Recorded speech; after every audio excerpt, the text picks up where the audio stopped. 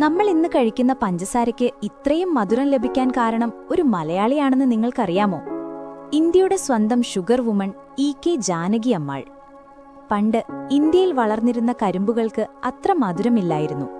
നമുക്ക് നല്ല മധുരമുള്ള കരിമ്പിനായി വിദേശ രാജ്യങ്ങളെ ആശ്രയിക്കേണ്ടി വന്നു. ഈ പ്രതിസന്ധിക്കാണ് തലശ്ശേരി സ്വദേശിനിയായ ജാനകി അമ്മാൾ പരിഹാരം കണ്ടത്. സസ്യശാസ്ത്രത്തിൽ ഡോക്ടറേറ്റ് നേടിയ ആദ്യത്തെ ഇന്ത്യൻ വനിതയായിരുന്നു അവർ. അവർ വികസിപ്പിച്ചെടുത്ത ഹൈബ്രിഡ് കരിമ്പിനങ്ങളാണ് ഇന്ത്യയെ ലോകത്തിലെ മുൻനിര പഞ്ചസാര ഉൽപ്പാദകരാക്കി മാറ്റിയത്. നോബൽ സമ്മാന ജേതാവായ CV രാമൻ പോലും അവരെ സൗരഭ്യമുള്ള പുഷ്പമെന്നാണ് വിശേഷിപ്പിച്ചത്. കരിമ്പ് മാത്രമല്ല, സൈലന്റ് വാലി സംരക്ഷണ പ്രസ്ഥാനത്തിലും അവർ വലിയ പങ്കുവഹിച്ചു. 1977 രാജ്യം അവരെ പത്മശ്രീ നൽകി ആദരിച്ചു. ഈ അഭിമാനകരമായ ചരിത്രം എല്ലാവരിലും എത്തിക്കൂ. ഇതുപോലെയുള്ള ഷാർപ്പ് അറിവുകൾക്കായി